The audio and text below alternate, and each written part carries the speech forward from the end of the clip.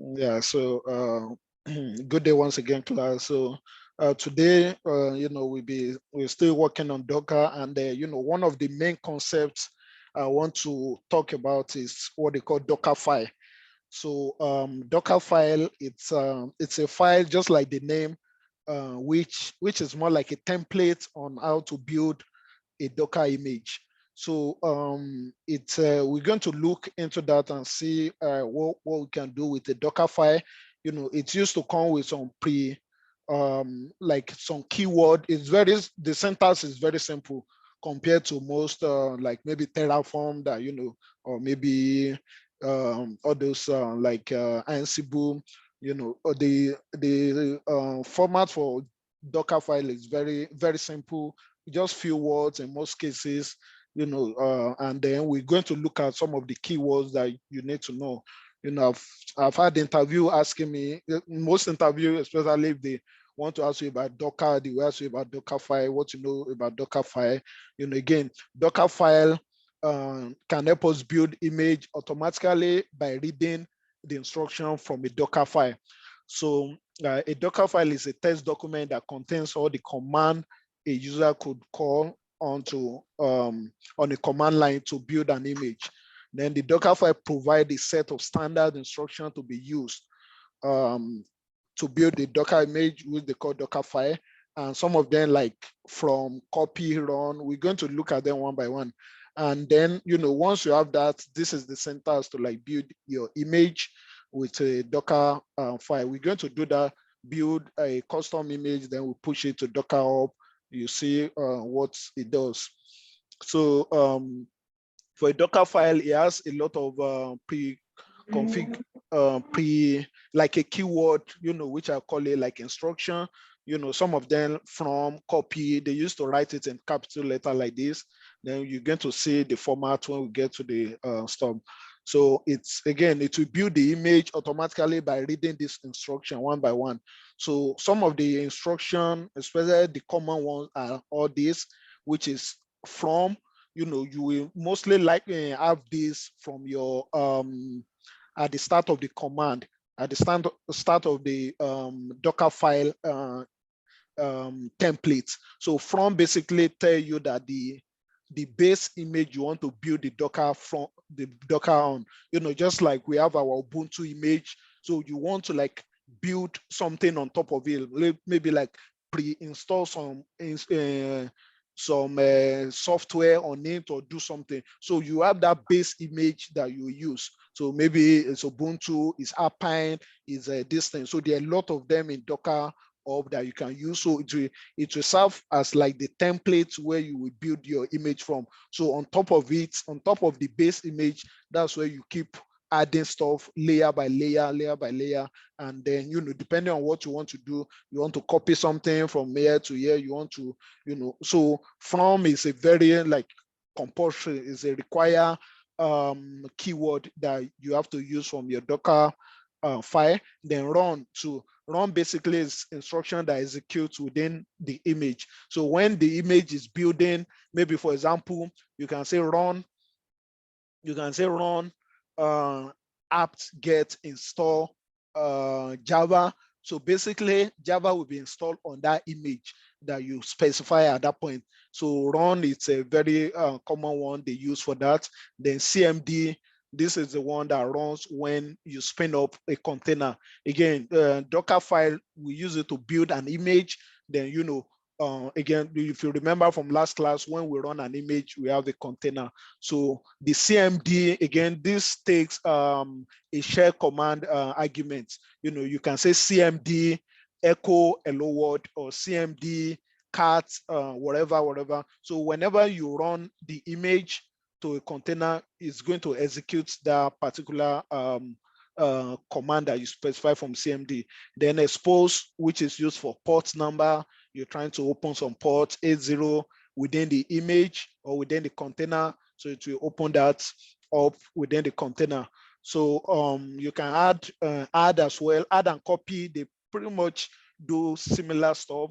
Add basically just that add is more popular than this thing. It takes a source and destination argument. So you have to specify the source, then the destination you want to add stuff to. Then copy to does the same, but add, you can literally download things from the internet. Like you can specify like a link and say add, www.google.com/download, then to, you specify a particular directory you want to. So that's just the main difference between add and copy, which is, again, can be confusing sometimes. Then work directory, you can specify the directory that you want some specific tasks to be done. And then the environment, entry point, there are a lot of them, but I think these are pretty much very popular. In some cases, you may not need more than maybe 2 or 3 of them that you use within your image. In most cases, you want to use copy command. You are copying something from your local file to the image you want to build. So basically, that's what this thing does. These are the keyword. Again, from the lab, we are going to see how they work together. And then I want to talk about container registry. Last week we said, okay, we created the Docker orb account and stuff like that. So container registry, just like when I said last week, I mentioned that it's just like GitHub. The GitHub is for code. Container registry, like Docker orb, they are for image. So in this thing, you want to store your image, you want to track it, they want to have a central place. You build a custom image, you want to have a place where you store them. So there are a lot of tools where you can store your image, a custom image, or even general image that you see for the public. As you can see, we used Docker Hub last week, which we pull image from Docker Hub, and you can push image. Today we're going to like build a custom image, then we're going to push it to Docker Hub, then you set it to work. Then from Docker Hub, you can do a lot of things with it. You can, download the image, run it as a container, do a lot of things with it. So, then they say container registry is a single place for your team to manage Docker images, perform vulnerability analysis, decide who can access it or not, all those stuff. You can track it, you can tag it with tags, and do a lot of things with it. So again, those are what they call container registry. The common ones are Docker Hub. There's one for AWS, which is ECR, Elastic Container Registry. Then we have GitLab as well, but again, Docker Hub is pretty much very popular among them. If you're working in AWS environment, you can use AWS ECR, especially to be easier to integrate it with other AWS services. Again, pretty much they do the same thing. You don't really need, you can do Docker pull to get image from them. You can do Docker push to put your image back there, and all those stuff. So again, this is the base, some of the popular ones. You don't really need to know a lot here, but just understand what a container registry is. It's just a place you store images, container, Docker images, or any other type of images, mostly Docker images. And then container orchestration, I'm sure a lot of you have heard about Kubernetes and stuff like that. Again, container, you'll be wondering what is all this container in the real world. Companies, especially large companies like maybe Netflix, they run hundreds of thousands of all this container, like, a lot of them, hundreds of thousands, if not more. Like a company like maybe Netflix or maybe YouTube or any of all those big this thing, Uber, those run thousands of containers on AWS, like Netflix run on AWS. So they need to manage them become very complicated, because you want to manage their life cycle, you want to manage their deployment, the tagging, you want to manage a lot of things with it, the health check and stuff like that. So it's difficult to be doing it manually, to be deploying on just a AWS EC2, to be running your container directly like that. That's where you use container orchestration, and from this, it says it's all about managing the lifecycle of a container, especially in large and dynamic environment. Software team use container orchestration to control and automate, provisioning and deployment of container, redundancy, availability. Again, these are very large environment, thousands of container. You want to do like load balancing among them. You want to like route traffic that, okay, if they are visiting Netflix.com, they want specific videos. This is the container you direct them to. They do a lot of complicated things. This container will talk to this will not talk to this. These are a lot. So services like Kubernetes and stuff like that allow you to do that, to manage them, make things easier. Again, it's still a bit complicated, but when you use container orchestration, you'll be able to achieve all those things. So let's say some of the popular ones. Again, Kubernetes by far is the most popular services for container orchestration, which is owned by Google, and it's open source. It's extremely popular. And again, if you are very comfortable with container, you can look into Kubernetes and learn more. It's kind of advanced. There are so many things to learn there. So, but Kubernetes is by far very popular. Docker too has what they call Docker Swarm, which is not that popular anymore. I think they don't even, I don't know if they is still working. Then AWS, what they call ECS, which is Elastic Container Service. So I can show you what ECS is on AWS. They use it to manage containers as well, to manage your container, run it, do things with it, and you'll be able to access it. So again, by far, Kubernetes is very popular among them. And even on the cloud, a lot of all the cloud providers, they support Kubernetes, which they call managed Kubernetes service. And AWS, we have EKS on that. Then Azure, we have what they call, I think, AKE or so. Then Google Cloud, what they call GKE, Google Kubernetes Engine. And for AWS is Elastic Kubernetes Service, EKS. So all of them are Kubernetes service, which AWS just give you more flexibility to manage it. They manage the master node for you, and you'll be able to deploy it quickly. But ECS is like their own alternative to Kubernetes. So under ECS, you see Fargate and some of other stuff. So one first thing that we let you see, if I go to my dashboard now, go to AWS. If you go to ECS, I'm sure you will probably learn some basic if you are doing your, what's it called, your solution architect about ECS or whatever. But this is ECS, AWS Elastic Container Service is a regional grouping of one or more container instances. So it allows you to manage those containers. Maybe your container is running on 10 containers. You can manage it with ECS. ECS will launch EC2 for you under the hood. And then you can choose option which they call Fargate. So with Fargate now, if I go to create this thing, I'm pretty much not going to. You see the option. You have two options here. You can choose one of this is the one for Fargate, which AWS wants you to use. So basically, this Fargate is just, you only have to manage the networking part of it alone. You're not going to, because again, even Kubernetes use EC2 under the hood. If you are running Kubernetes on AWS, for example, you'll be managing it on EC2. It's EC2 that will be running it, which they call node.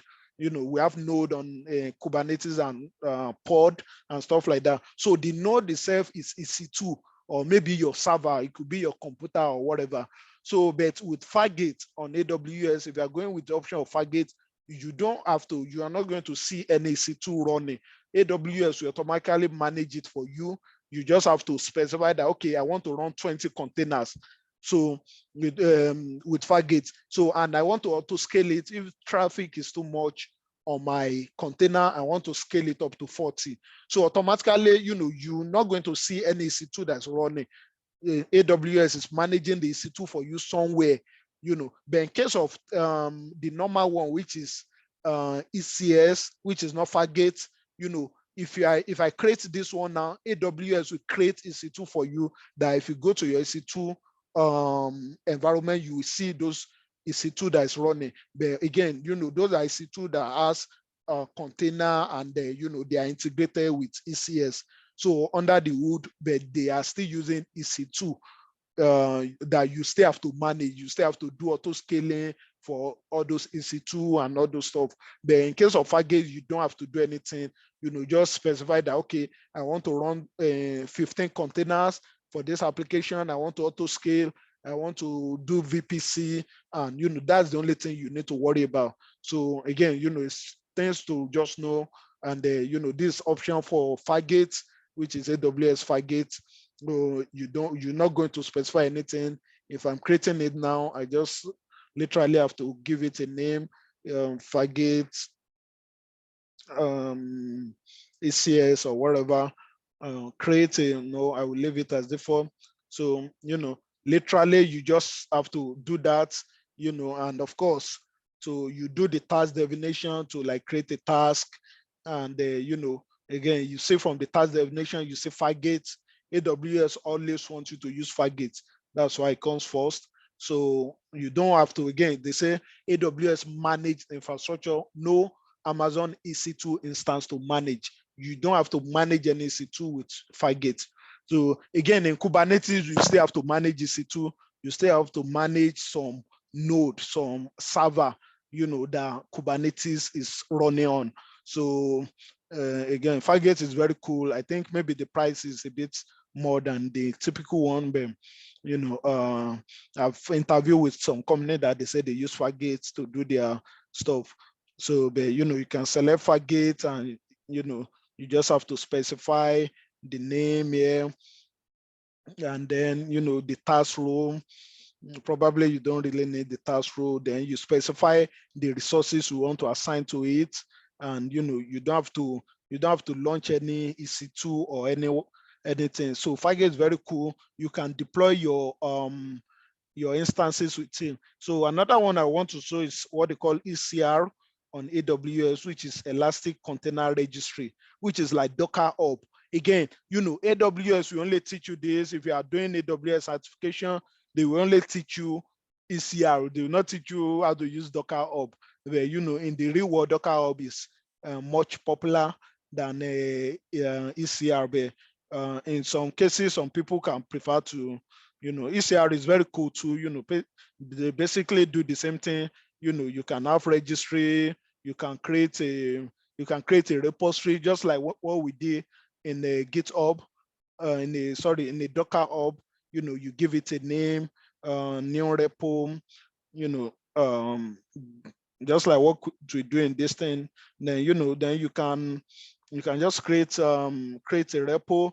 Then from there you can grab this thing. Then you do Docker push. Just push an image to that, and then you see the image here. Once you push an image to, just like if I go to my Docker Hub now, Docker Hub, sorry, dockerhub.com. So basically Docker Hub does the same thing. I'm sure some of you created the Docker Hub. This thing, it's a repo as well. By Docker, you can create a repository. You can push an image to the repository. You can do, a lot of things there. See all the images. The same thing with AWS. The same thing with AWS ECR. They do the same thing, depending on what you want to use it for. If I click on this now, they will, let me see, view. If I go view this thing, you see they give you build, they give you the tag name, how to like create a tag with it when you build stuff, then how to push your image to the ECR. They give all the instruction. Then this is how to connect with it. If you remember last week, I think we used Docker Hub last week. We use Docker login to do that. So now for you to connect with the ECR, you run this command basically. Then you tag it, you build the image, you tag it, you push it here, then you're going to see your image here. You can give it a tag and everything. So pretty much the same thing as this.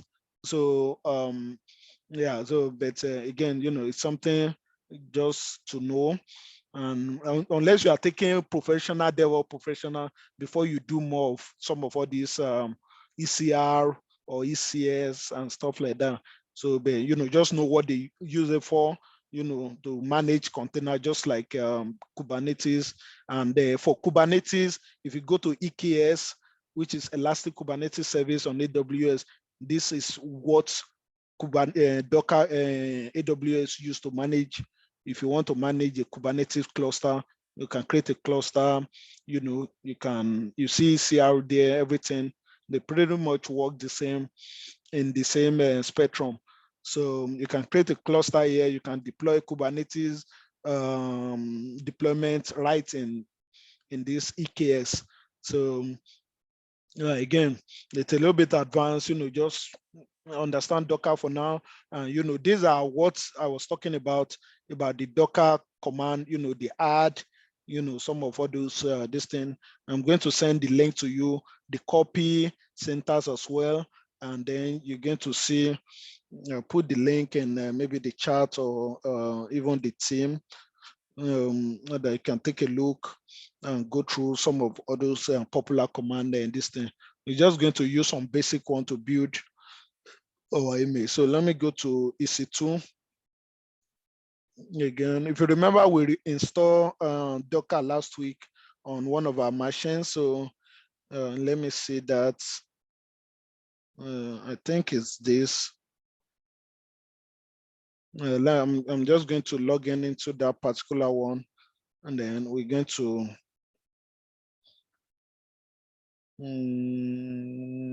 okay. So let me, I hope you can see my terminal. My terminal. Okay, control Yeah, we C. can see. Okay, Yeah, we then, can see it. okay, thank you. So I'm inside my download folder now. Let me make it a little bit big. Then let me put it a little bit. I'm inside my download folder where I have my key. I'm just going to paste the stuff there. So I'm inside my Docker. I'm inside my Docker, and again, if I run Docker hyphen version, you say I have my Docker running, and last week we do Docker images, some of all those commands, and then we do Docker PS to check any running container. Then we do Docker PS -A to check all the container that we have. Some of them have been created, some of them exited or whatever. So so today we're going to, last week, if you remember, we just basically, again, I think if you remember, we pull an image, a Jenkins image from Docker Hub, which if I search here, Jenkins, we pull an image from Docker, basically this is what we did last week. If I click on Jenkins now, we do Docker pull, then we build, this is image that has already been built. Again, we are not building this, it's already been built. So if I do Docker pull, which I think we did last week, Docker pull, and sorry, let me just paste the command. So that will be, then I think latest is the, for some reason, it doesn't accept latest tag. So I'll just look for any tag, again, this is how we run the command and stuff like that. So let me go to tag 2.60.3. It doesn't, I don't know why it's doing that. 2.60.3, 2.60.3. I know this like a revision. The image, yeah, I already have it here. So let me do Docker images again, then I can remove the image by saying Docker RMI, then Jenkins. This is how to remove image, RMI, remove image. So if I do that, I do enter, it's telling me that a container is using this image. So I will force it to remove. It's either I stop the container or I just force it. So I remove it, adding -F tag. If I do Docker images again, you see the image is gone. So if I do Docker, so I can remove other ones as well. Docker RMI -F. just so it remove this. So I can remove everything. Like this doesn't have a name, so I'll just grab the image ID. I'll just do this. You can remove container too by doing something like that. So right now I only have 2 images. So then, again, these are images that we pull directly from this thing. If you remember, we work with Tomcat. If you remember from this thing, which we deploy from Tomcat, I was trying to do that with this thing, but I was not really. And I think we probably have to use ECR or this thing, which I don't EKS. So if I do Docker, so this is the image I pull from Tomcat. Again, if I go to this place, then I search for Tomcat. Again, there are a lot of images here. Anything you can think of. These are official image from Tomcat. So I can run a Tomcat on the fly. If you remember the Tomcat we were using that time. So I can run it on the fly, and if you go down, they will tell you how to like run it and stuff like that. So if I just do this now, then maybe I want to run this. If you remember, we have port A080 that we're exposing that time. You can basically do this. And again, if you are doing Docker run, that's when you are producing a container. So if you just do Docker pull, you're just getting the image alone. So I can do Docker pull for now. And I think I already have it. I already have the image right here, which I got from Docker pull Tomcat. So I basically have the image right here. So I think I put 2 Docker. Yeah, so I already have the image, and that's why you can see that here from Docker images.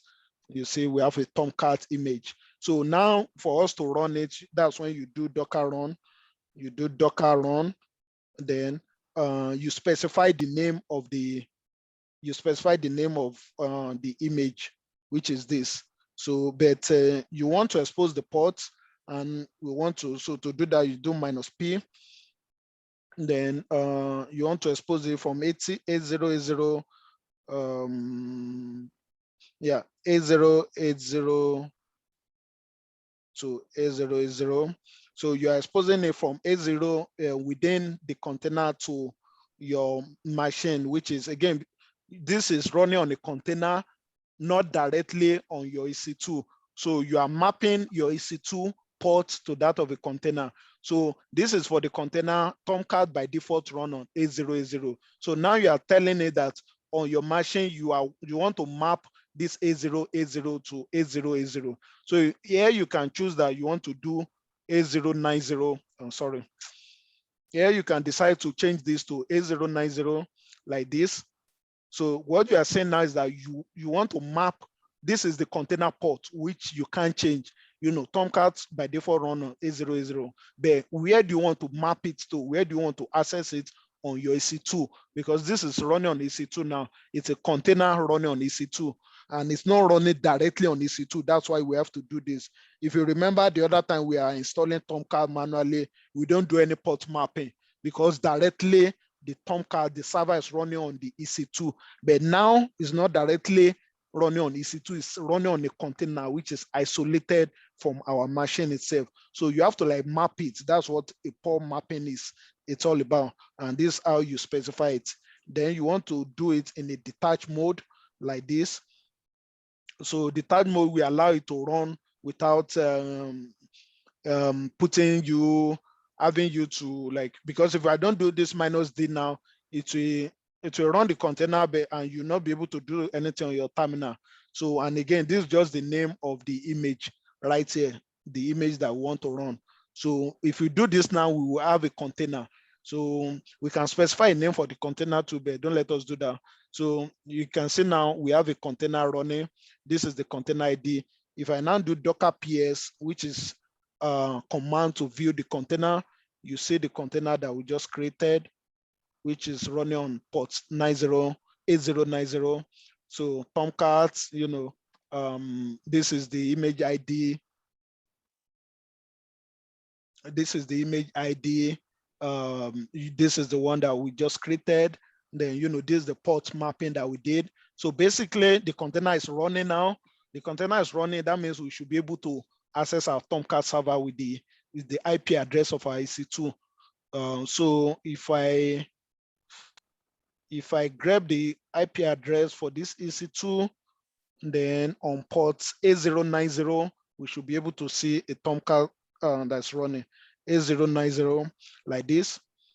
So for some reason, I don't know why it's giving this. Let me do, yeah, so again, I don't know. So, but the Tomcat is actually working there.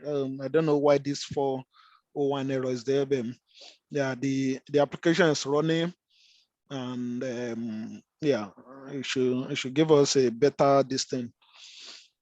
But yeah, basically that's just the idea. Or am I think let me remove this docker rm -f. I want to, so if I stop the container now, if I do docker stop, if I stop this container stop, then this is the image, and this is the container ID. Again, this container, not image. Image is different from container. So we stop the image, the container now. If I refresh this now, you see we can't even see anything. At least before we see some permission error. So because the container is not running anymore, and that's why we stop it. If I do docker ps, you see that we don't have the container again. Let me clear the screen. Let me do docker ps. You see this old one that we have. Let me remove this docker rm -f, because I think this is running. Then I'll just do the container ID like this.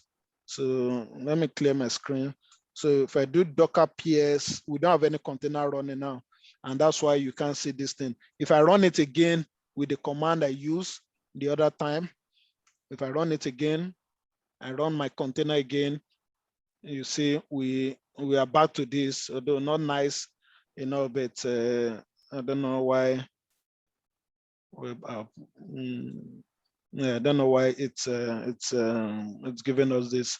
But yeah, again, this is just we should be able to view it. I don't know why. So yeah, so that is that. So let's go to Dockerfile and let's see how we can create a custom image from Docker. Again, these images we are seeing, Docker images, these images are directly from Docker up. These are the images that have been made from Docker up. So let me remove all these images, by the way. Docker RMI -f, let me force it to, so I will remove this Tomcat image first. So if I do docker images again, it's gone. So we remove other ones as well. So this doesn't have a name, so I will just use the image ID. So I'll specify few letters from the image ID. And then I will remove the last one again by specifying A0667. So if I do Docker images now, oh, sorry, I added it. If I do Docker images now, you see we don't have anything. Let me clear my screen and show you. So we don't have any image now, nothing is there. Okay, we still have one. So let me remove it again. Docker images -5505, that's the image ID. Conflict image is being run by container this thing. But that's why I use -f. I don't know why it doesn't. Okay, let me do docker ps and let me just remove all the images. Docker, so I can stop this so that I'll be able to remove the container, but I can remove it too. So I'll do docker rm, and then I will specify the, okay, let me do -f to force it. Then I will specify the container ID. And then if I go back to my other ones now, so now I don't have any image, I don't have any container, no images, no container again. So everything's clean. So now let's create, again, to create a Docker image, custom Docker image, you need a base image. You need to create it from somewhere before you can do stuff there. So now I'm just going to touch a file.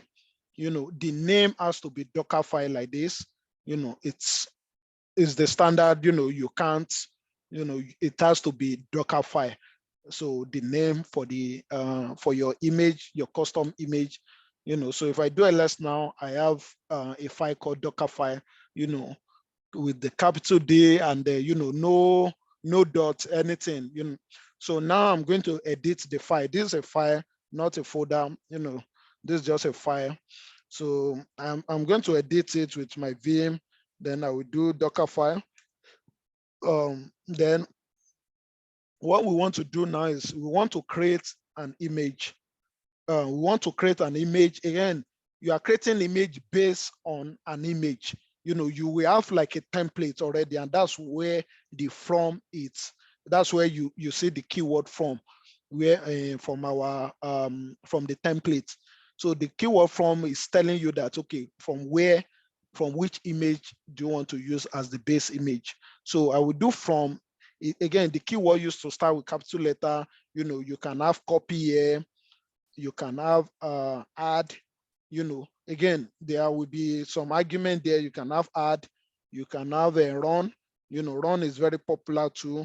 These are some of this is how to like write a Docker file. So from here, you don't have to use everything. I want to say from Tomcat, so then I want to do latest. So basically, you don't have to use everything. Yeah. So then what do I want to do with the Tomcat? Because I have the base Tomcat. But if you remember from our Tomcat, we deploy our WAF file there. That's what we did with our Tomcat Tomcat server when we host a Tomcat. And this is a very small image. So this is a very small image. It doesn't do anything or so. But what we're going to do now is we're going to use the what is it called, the code that we use, the Maven code that we use, that we build, the Wi-Fi that we used the other time. Then we are going to deploy it to this Tomcat, to this image. Then we are going to run the image as a container. Then hopefully we should be able to see our stuff. So let me go to my, let me go back to my, so I'll just leave it for now. Again, we can copy, we're still going to add few stuff to our Docker file. This is nothing, you can do this, we may not need this, you can, depending on what you want to do. So, but I'm just going to leave this here, but, just know this is where we are for now, Docker file. So this is what we have so far. We just say from, and again, from is very compulsory. You can do from maybe Ubuntu, maybe you want to build a Ubuntu based image, you can say from Ubuntu, then you can do something on top of that Ubuntu. Maybe you want to install Java on top of it, you want to install some, some application or whatever, then it will be there as a Docker image. Then when you run it, then you'll be able to access those images. You'll be able to have the container out of the image. So now what we're going to do, I need the template from this. I need this, what's it called? I need this WAR file from the from the image that we created the other time. So I'm going to get that. Let me hide this. Let me go to my GitHub again, or let me see if anyone have this. Hold on. Okay, yeah, I know what I'm going to do now. Just give me a second. So yeah, I'm just going to grab one of the code that we use the other time. I think I sent it to, okay. So I'm just going to grab that Maven code because I just want to generate a Wi-Fi, then I will use it with this Docker image. So if you remember, we use this. Let me see if we have Maven installed here. Version. Yeah, okay, we have Maven here. So I'm just going to use this, our command. Hopefully it works. So to generate, just like a template, the same thing with what we did the other time, just to generate that whatever. So if I do ls now, we should have that. So what I want to do is I want to seed into this, and I want to do ls, if you remember. So I want to build the image, this is something you can do with Jenkins, of course, to clone it, then you do Maven. So I want to do Maven MVN install package. So, I just want to generate a WAV file because I need that WAV file to build the image. So I'm just going to run this inside the directory. So basically this will run, and it will, so this runs now. And if I do ls now, it created another folder called targets.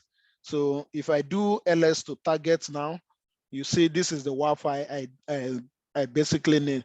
So I need this WAV file to be inside my container, to be inside my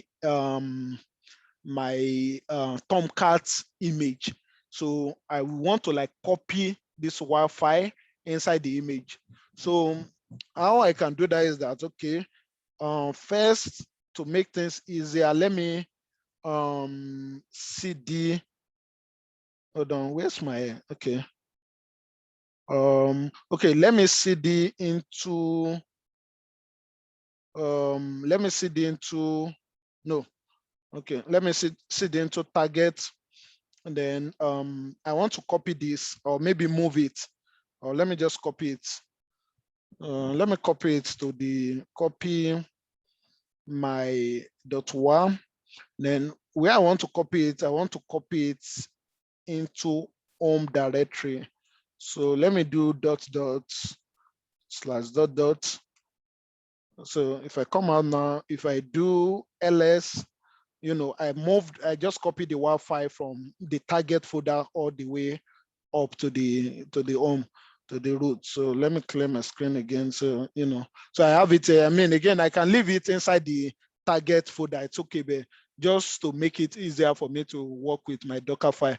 So I have the WAV file now. Then I want to build my image, with this WAV file inside my image.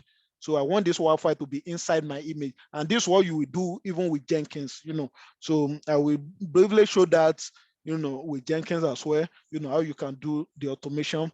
So basically we have that now. And what we can do is that, so let me edit my file again, my Docker file. Then I will say copy. Okay, let me do so I will say copy again takes two arguments: the source where you want to copy to, then destination inside the image you want to copy to, inside the image. Again, remember our image now is Tomcat, so we want to copy something inside the image from our local directory inside the image, inside the Docker image.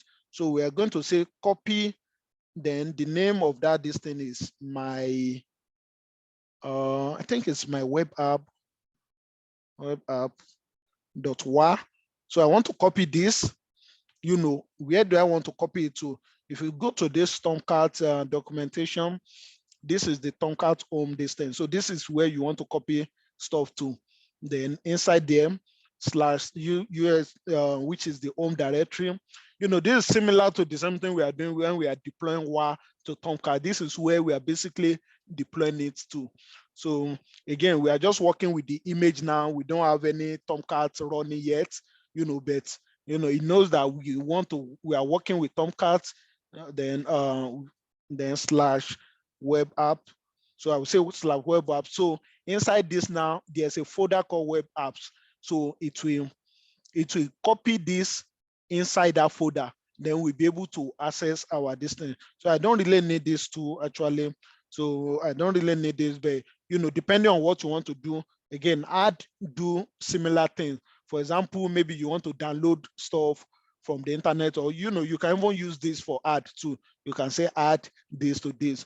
It works like, but it's just more advanced than copy. For example, maybe you have a zip file that you want to unzip before you copy it to another location. You can't do that with copy, but we add command, add will do that for you. Add will unzip the file, then it will copy it to where you want to copy it for. So it's kind of more powerful than just copy. So and then run, if you maybe you want to run any command within the image, you can do that. You can say echo just running, just normal shell script you can put here, running building Tomcat image, just any word, or depending on what you want to do. In some cases, you may want to, for example, if you want to install something on this Tomcat, we can say run apt install maybe JDK or Java 6, Java 8, or whatever. You can do this with run command. Again, we don't need it for this particular one actually, but this is how they use run command for, you can any shell script, you can put that there. You can do make directory. I can say make dir on my I can say my new my new folder, anything. Let's just leave this like this, and just again, we are done with our custom image. Let's see how this will work, and then hopefully we'll be able to run this image. So this is the image now. Then we need to build it. So we just have a template. Again, this is a Docker file, which is like a template. It will run one by one. First of all, it will look for a Tomcat image for you. Then it will copy your Wi-Fi to this location. Then it will make a directory for you. Then that's it. So, anybody can use this image to do a lot of things. So if I do ls now, I have the Docker file. So to build a Docker image, again, we just have the templates now, just like you have a template. So to now build it, you run a command which they call Docker build. So you say Docker build, then dot. So this means that, again, almost whenever you see dot in Linux command or shell script, it basically means current working directory. So because where I am right now, if I do ls, I have Docker file. So Docker, once you run Docker build, Docker will be looking for this file. If it doesn't see this file there, to throw you error that something's going on. So once you run Docker build, Docker will be searching that, do you have Docker file in where you are running this command?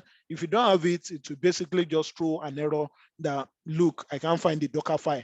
Where's the Docker file? So yeah, that's something you should just take notes. So again, if I do Docker build now, it will build it. But I want to add another this thing tag just to give it a name.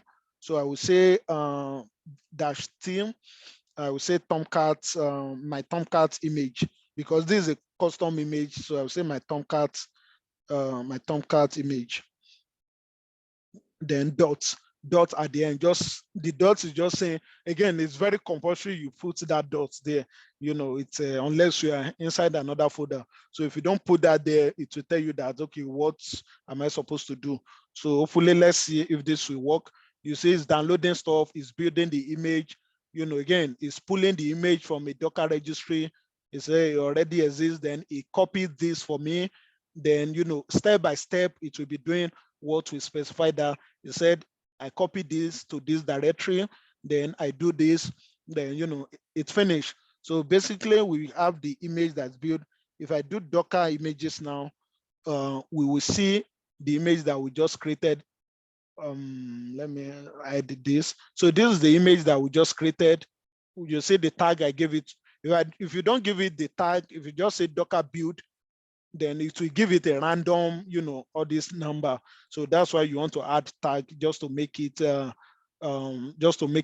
cool. And there's, so we have a Docker image. So again, Docker image, anyone can do anything with it. You can pull it down, run it. So we have to run it now to make a container out of it. So the container is what you can access, so you can access the container. So just like we run the other container too. So let me do Docker PS. Right now, we don't have any container. So we want to run this image. Again, this is a custom image. This is not the one we pull from Docker Hub.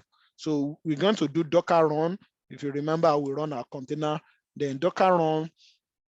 I will do -D, I will do -P for the port. Then I want to expose the port A080 to A080. Then this is the image I want to run. So I specify the image right here. Then I do enter. So, oh, I forgot to tag this time. I'm supposed to give it a name, but it's okay. So if I do Docker PS now, you see the image is up and running. So we have the image running now, and this is it right here. So let's see if we can access our Tomcat now with the web server that's there. So I think this is my Jenkins server again. So if I do A080, A080, then I do / my web app. So if this work, we should be able to say, yeah, you say it's hello world, and that is what is inside that image that we build. So if I make changes on this image now, build it again. So, and that's why Docker Hub is very important. So if we make changes to this, we build the image again, we're going to have another version. We're supposed to have another version. We're supposed to tag it with another version. Maybe we want to update it. So what I'm going to do now, I'm going to deploy it to, I'm going to push the image to Docker Hub.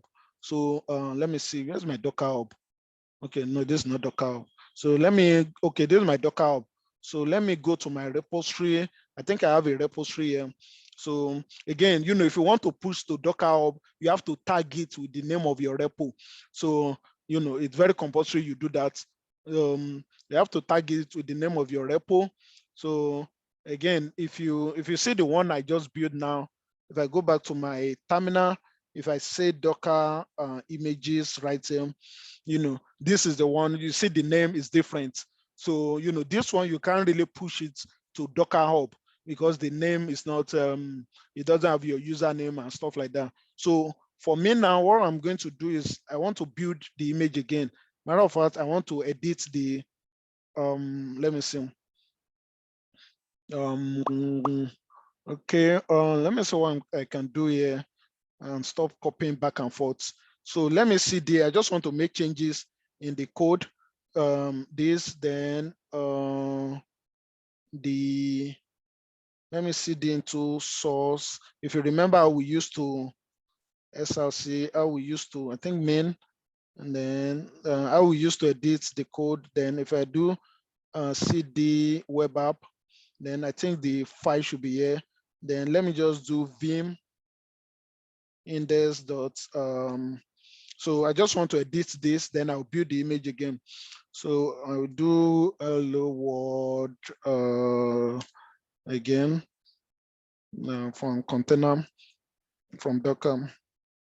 You know, just something, this thing. This is just simple HTML code, nothing to worry about. I mean, these are, so I do that now. Then what I'm going to do is, you know, I will come out from this directory.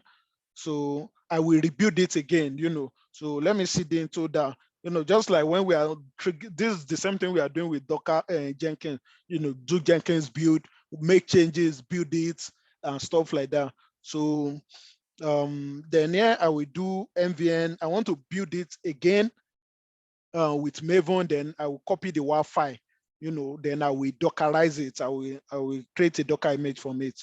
So I will say Maven install package. So it will build another WAR file for me, basically. So, and I want to deploy the new WAR file to the Docker image package.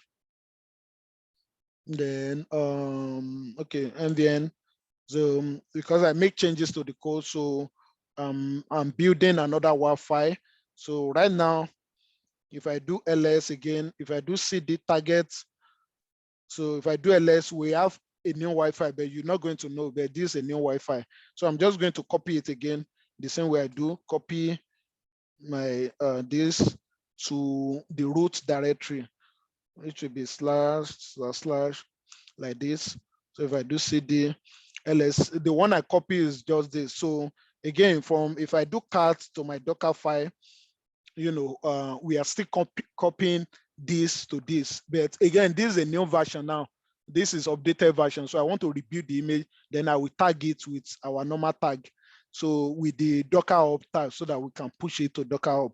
So I will say Docker build again, Docker build, then dot, that's what you should do. But again, I want to add a tag.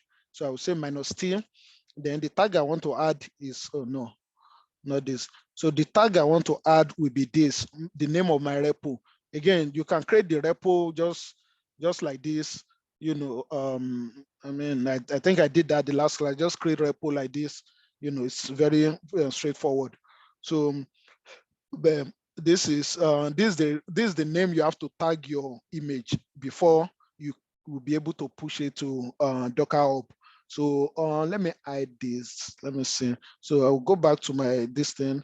Then team -team. Oh, sure. Oh no, it doesn't paste very well. This is not what I want to do.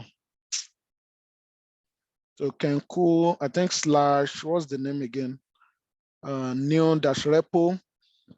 So I'll just have to build the image again, new-repo like this. And then, yeah, so I want to build the image again, and I can give it a version. I can say V1. So, or maybe V2, maybe the one I had before was different. I can say V2 like this. So this, you tag the image like this, just, give it any tag, the tag can be anything, but mostly you want to use all this version. So dots, so I want to build this again. So if I do Docker images now, so again, he already give it to me, the centers, even though I didn't specify. So this is the repository, this is the version, and stuff like that. So, I'm cool now. So what I can do, if you go to this, is telling you that this is how you can push your image inside there. If you see right here now, I don't, okay, I think I have another image here. I don't know. So, this is how you can push it. You just do Docker push, the name, which has to be this, then the tag. So I will go back to my terminal. I will say Docker push. Then the name is kenku 23 / new repo. Again, you can, then I was doing V2, like this. So, and again, before you do that, you make sure you already log into your Docker this thing. I think I already did that. So we push it now to the distance. So if I refresh it now, you should see a new image that I just created. This is a new image that I just created. For example, if I make any change in this and I want to build it again, I will just build it again. Then this time I will just put V3 there. So each time you build image, you want to like give it different version. So such that you'll be able to make changes, you'll be able to track it. Maybe the first version is only a hello world. By the time you update it, you put a hello world again from Docker. You want to give it another version. So in the future, maybe you want to use V1, you want to go back to the previous version where you make the changes. You can easily do that, and you can have a lot of version here. And these are the things you deploy to like Kubernetes. So you can tell Kubernetes to put the image directly from here. So Kubernetes will run this and everything, or maybe CR or whatever. So let's run this basically now from a distance. So we have another image that we already. So again, to run it, you just do Docker run. Let me do Docker PS, because this is basically going to give us, if I do Docker PS, we have port 8080 that is open already. So I will do Docker run, Docker run, if you remember. Then we do -p. Then the image I want to run, -p, then I will say 8090 to 8080. So I want to run it on port 8090 because now I have 8080 that is occupied already on my server. Again, this is a separate container now. So then what is the image name again? I'm not even going to tag it, or I can tag it. So this is the image name, which I will specify. So again, we're just creating a container from here, from this. So then let me do -d to put in a detached mode. So we do -d, then this like this. So let me run this. Okay. Docker run. Oh, sorry. The -d, I put it before the -d should be, it could be before, but I put it in between the, so I do -d, then -p, which specify the port. So I do this now. So if I do Docker PS, I should have two containers that's running. One, I build it from, I build them from different image. You see, this is the one I just built now from V2. So let's access our server again, this time from port 8090. So let me just copy this, matter of fact. Then I will change the ports to 8090. Then hopefully we should be able to see 8090. Oh, sorry, 8090. 80 is, so you see different image. So I'm inside the same EC2 now, and I have different container running, both of them serving different image. So that's the power of container. You can do, I have two, basically I have two different Tomcat that's running on my EC2, literally. One has this, the other one has another version. And literally that's something you can do. Again, this is still alive because the two containers are still running. If I do Docker PS from here, you see I have two containers running. I can shut one down, I can do anything, it could be the same container running the same image, but different. But again, I have to like use different ports because there will be conflict. It will tell me that the port has already been used. But this is the new update I made to the code, and I built the image again, and I can make reference to the image. Even you like this, I can give you this, you can pull this image directly on your computer and run it. You'll be able to access it, and so far you have a container, you have a Docker engine running on your machine. If you do Docker pull and you use my image and you run it, you'll be able to access it anywhere. So again, that's the power of container. And then let me just show you another things you can do. Again, we are inside our EC2 now, not inside the container itself. So you don't know where everything. So let's go inside the container and let's see what's happened. So if I do Docker, that you can do Docker exec. Docker exec allow you to log into the container itself. Again, right now we are inside our Ubuntu server, not on the container. So if I do Docker exec, then okay, sorry, let me do Docker image first. No, Docker PS, because we are going into the container. So now if I do Docker exec, exec, again, that allow you to get into this. I will do -IT, which is interactive mode. It will allow you to be in the interactive mode with the container. Then -IT, then the name of the container that we want to get into. This is the name right here. I don't know. Okay, yeah, it gave it a random name because I didn't. So let me just use container ID. So I'm just going to use this container ID like this. So exec, then I will use bash. I want to run a bash script inside my container. If I do this now, you see it takes me straight to usr/local/tomcat. If you remember, this is the part that will specify inside the image when we are building the image. And then this is the default, is like the default home directory. So if I do ls now, you see my WAP where we copy our WAP file. Again, I'm inside container right here. So if I cd into that now, let's see what is inside that. Cd my web apps. So if I do ls now, you see the Wi-Fi that we copy. This is the Wi-Fi that we copy, and then and if you remember the the folder I created when I was building the image, which I said my new folder. This is it right here. We have the folder as well. Sorry, let me see the back into. So you see the folder we created. You see the folder we created when we are creating the image. Again, the folder is there. So okay, let me see the back into this guy. So let me cd into USR, USR local, then Tomcat.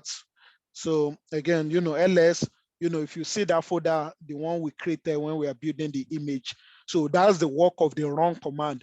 When you are creating image, run command will allow you to do that. Create like anything.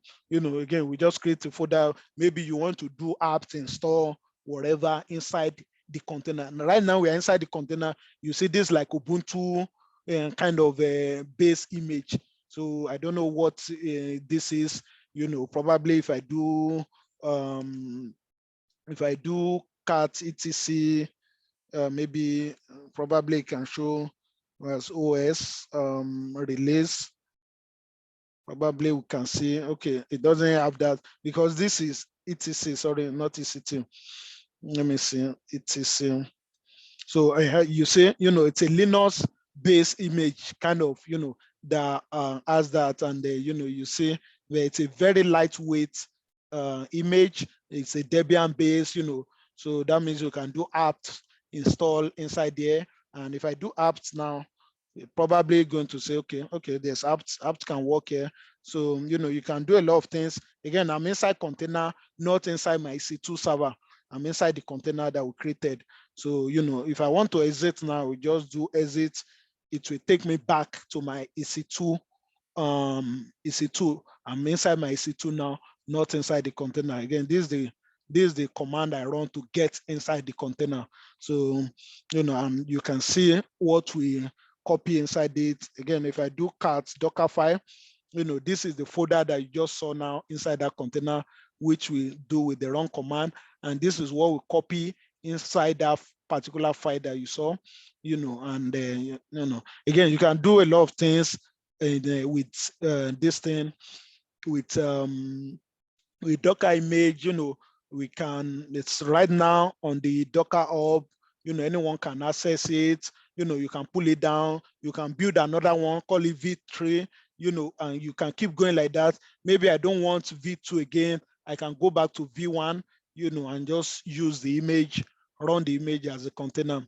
It's yeah, I was trying to do the integration, but it will take time with Jenkins. Then all this process is something you can do with Jenkins again, which let me show you my Jenkins again, which, so basically if you are doing it with Jenkins, this is the Jenkins, but for some reason I was just, it's I had to we had to deploy it inside, where's my IP address? Let me click on this.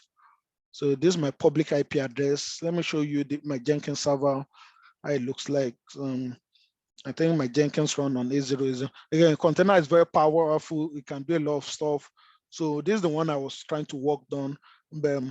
So if you see if I go to configure now, so basically what you will do now, if you are doing CI/CD with this, you want to do automated this thing. So again, we build, if you remember our Jenkins CI/CD this thing. So when we build the image, when we build this thing, we get the Wi-Fi at this point. Running NVN clean package, you are going to get a Wi-Fi. So we're getting a Wi-Fi here, then we build the image from the Wi-Fi. So what happened is that you will have your Docker file. You have your Docker file inside your GitHub repository. Let me show you my GitHub repo. So you have it inside your GitHub repo. So that way you'll be able to, let me go to this. So I'm just going to, let me say this. Okay, so now you will have this Docker file inside your repo. So now, what's it called? Jenkins, when you do Docker build, Jenkins will scan through your repo that, okay, Docker build. So you understand from this point, you already give Jenkins your GitHub repository name. So Jenkins know where your repo is. Jenkins know the location of this place. So once you run this command, like this script, this stage here, that okay, docker.build, basically which should build the image. So Docker Jenkins will go to your repo and will be looking for Docker file. So be looking for Docker file, then it will read the template.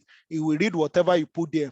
So you see this one, which is similar to what I just did, so Jenkins will read this thing, then it will use that to build an image for you. So, at this stage, it will build the image for you, then it will push it to a Docker Hub registry.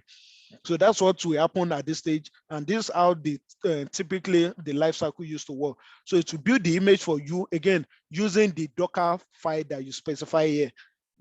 So it will read the Docker file, build whatever you specify there. Again, this one is just the tagging that we are talking about. You want to tag it with the name.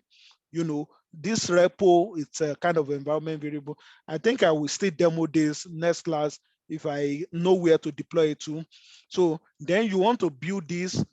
Then after building it, you will push it to a GitHub repo. And this is what this stage is doing now to a, Docker Hub. So I know this thing will be a little bit confusing, but this is the life cycle similar to what we do manually from the terminal. We build it, we run Docker build. Docker build that we run is the same thing as this stage. You see right here, Docker build, but our Docker file is in the GitHub repo, which Jenkins know where it is, and it's just going to do what it's supposed to do. Then after that, instead of us doing Docker push, that we did on the terminal here, we run Docker push and we push it to the Docker Hub. So this stage, Jenkins will literally do the same thing. You will push it to the repo, and in some company you may want to from that repo, you want to deploy to Kubernetes or deploy to ECR, or you can just deploy to the repo like that. Maybe in some company they can do the Kubernetes manually. They just come and grab the latest tag and just deploy it to the Kubernetes. But this stage are very important. You build it with the Jenkins file here, then you do the deployment. Again, this syntax you see it's online everywhere. It's not in this thing. The only thing you have to update is your repo. You have to change here. Here this is the GitHub. You have to specify this. Then this Docker Hub. I think I can show this in next class, hopefully. So then you see how it works in the CI/CD pattern. It will build, push to GitHub. Then probably I don't know if I can do ECS, so that ECS will just run the container automatically. So again, we have our Tomcat image that we build. This is a custom image. This image is you can't see it the same way anywhere. We build this image from, but again, you have to build it from somewhere.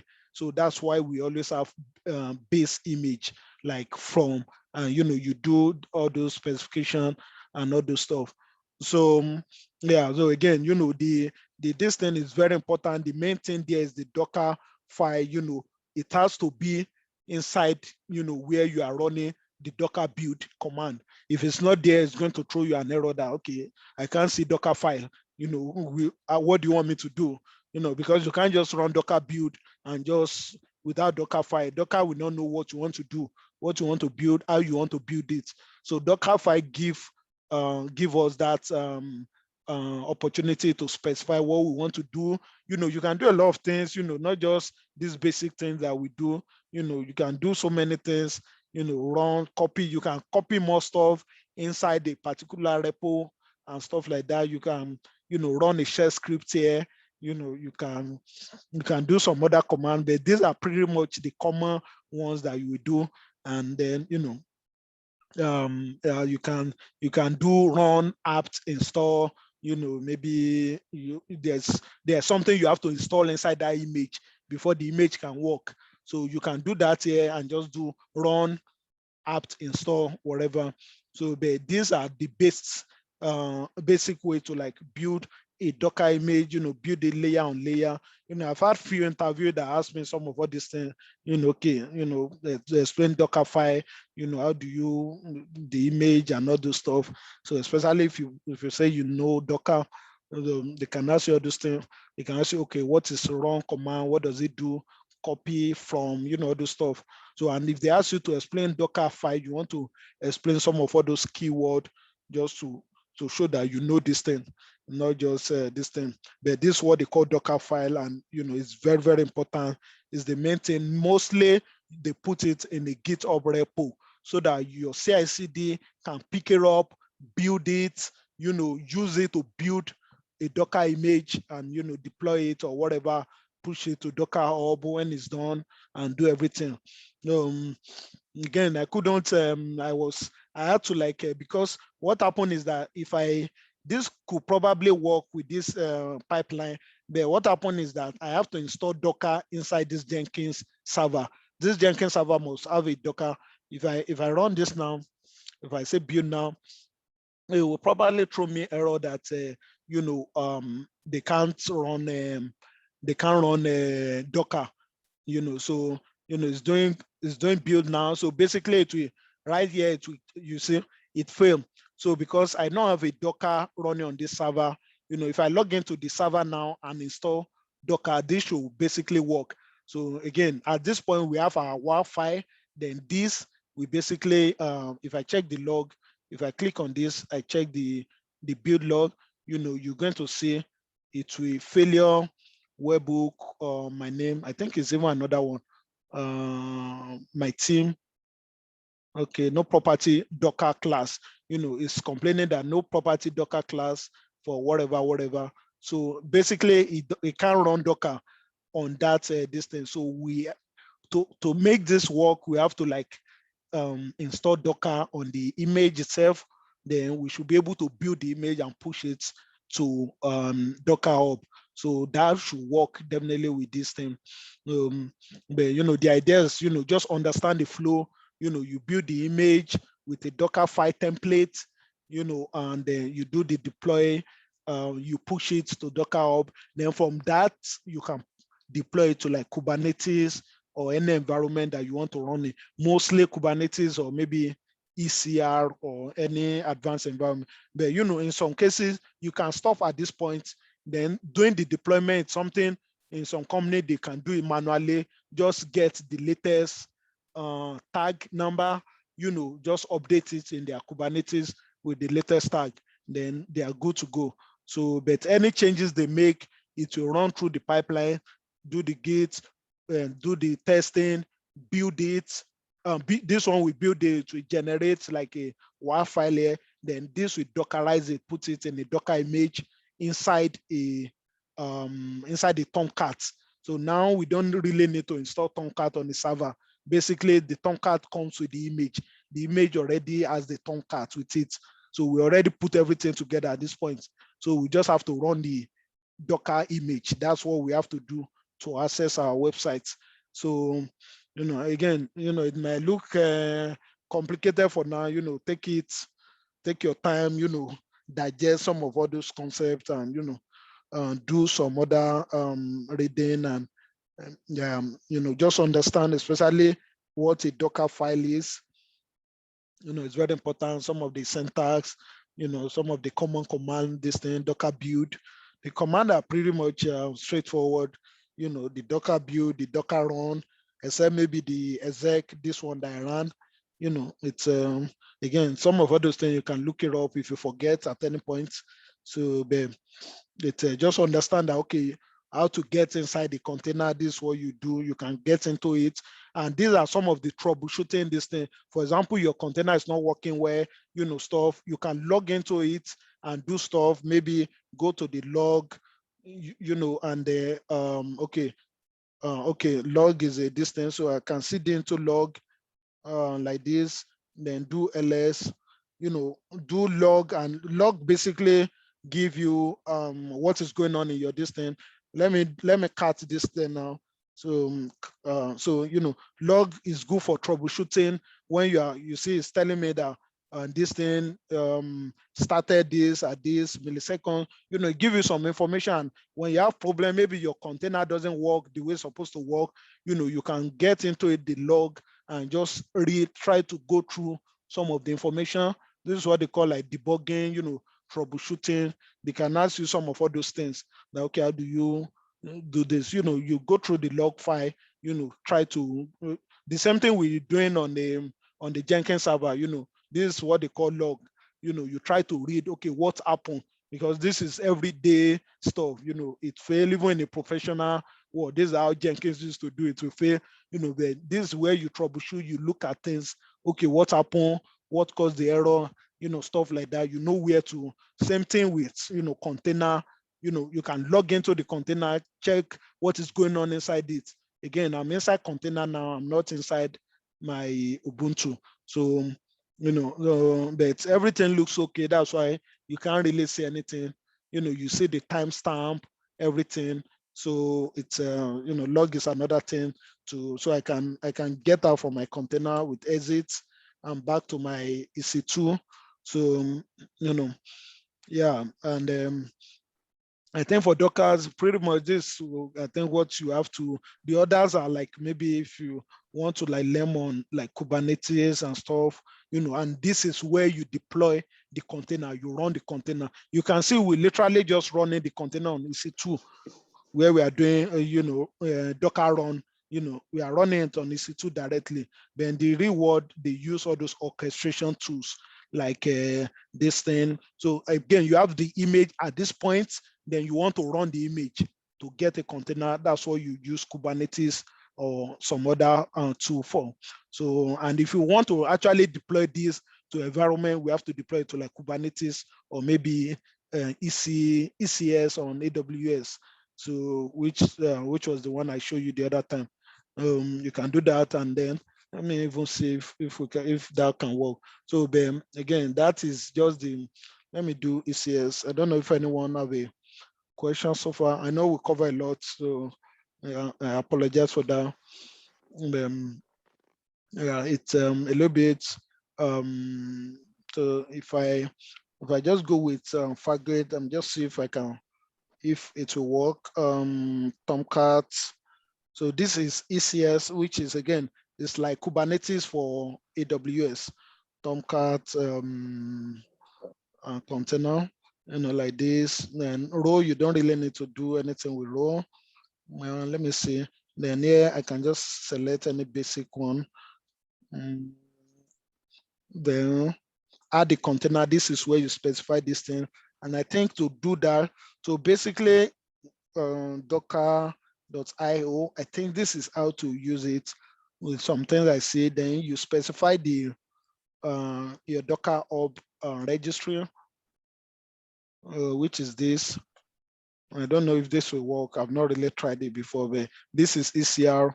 Well, if I do /v, okay, it doesn't work. Container name cannot contain /. Okay, I think I have space there. Let's see if it's happy now. Nope. Oh, sorry. Container name can be anything. I'm talking of V. Okay. Container cannot contain. Okay, I think I have a space here. I'm just trying to see if we can run it from. Okay, I will say my task or whatever. So this is a task. So submit this, you can leave it. What you want to do is, port mapping. If you remember, we map our 8080, 8080. Let me say 8080. Okay, hopefully that will work. Let me add another mapping. No, let me just leave this. So then you can put any head check or whatever.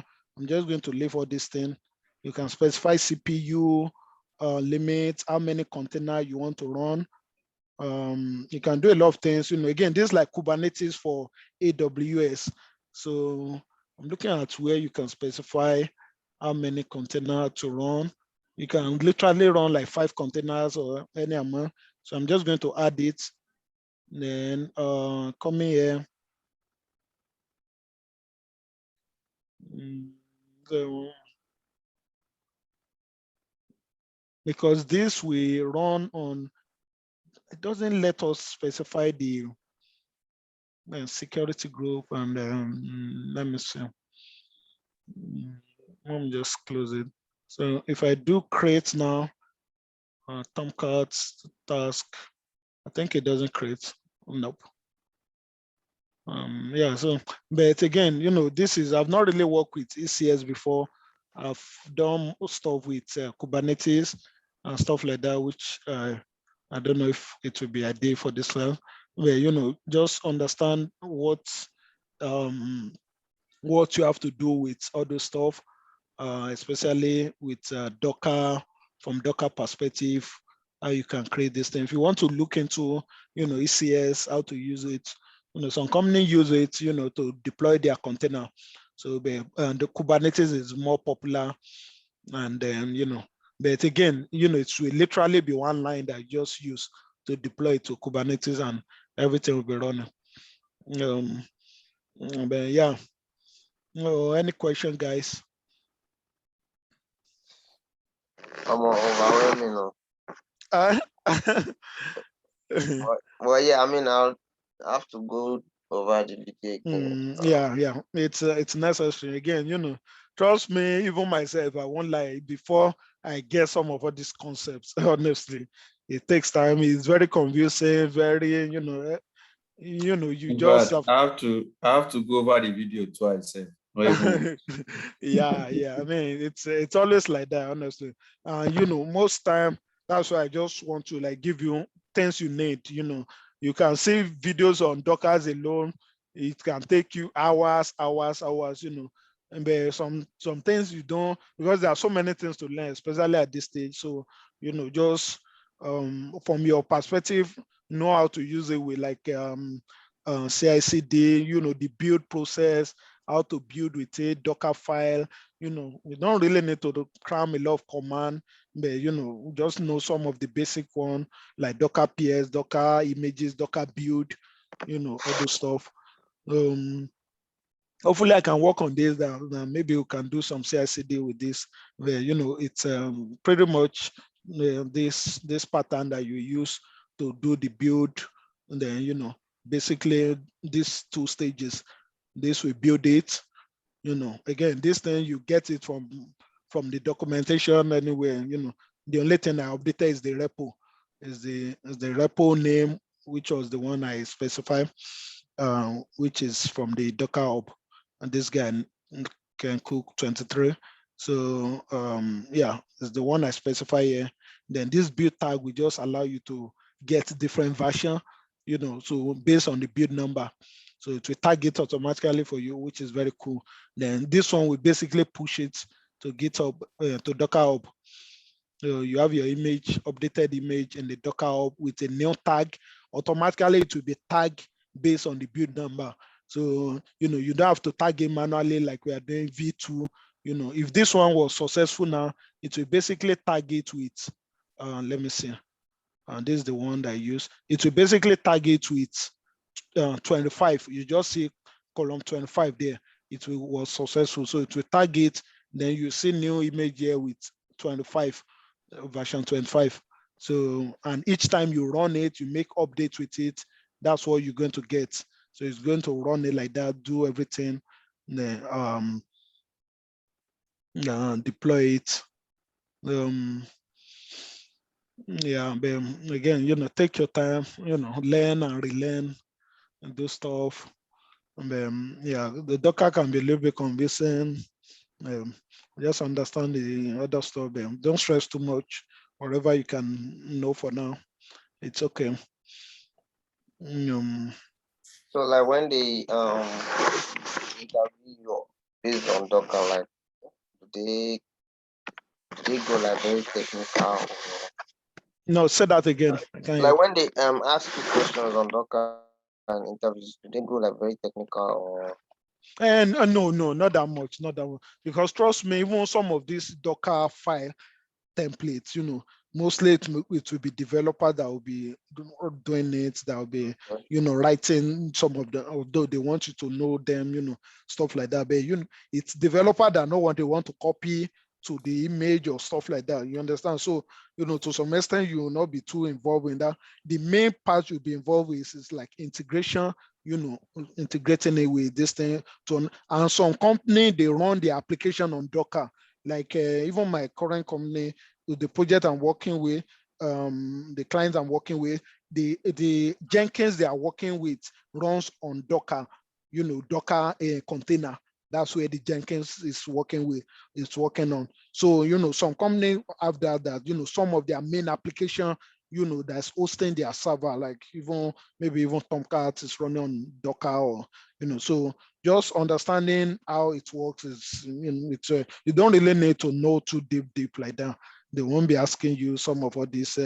Mostly they ask, okay, Docker, what is Docker, Docker file? How do you explain this? Okay, and the Docker file, you commit it to GitHub repository. That's where you specify the build templates to build your image and the, all the stuff. You can chip in some of the keyword like form, all the stuff. And then some people are crazy. They can go a bit technical, deeper, like, okay, what is form, what is copy command, what is run, what is CMD doing, some of all those things.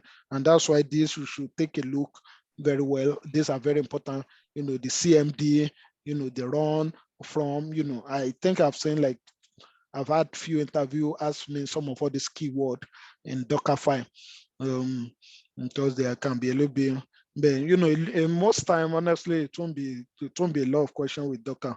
They rather prefer Kubernetes, because again, to write the Docker file is not that hard. And then you can basically write it, do some copy, work that, add all those stuff based on this thing, and do the integration. The main thing is managing those container running. That's where Kubernetes comes in.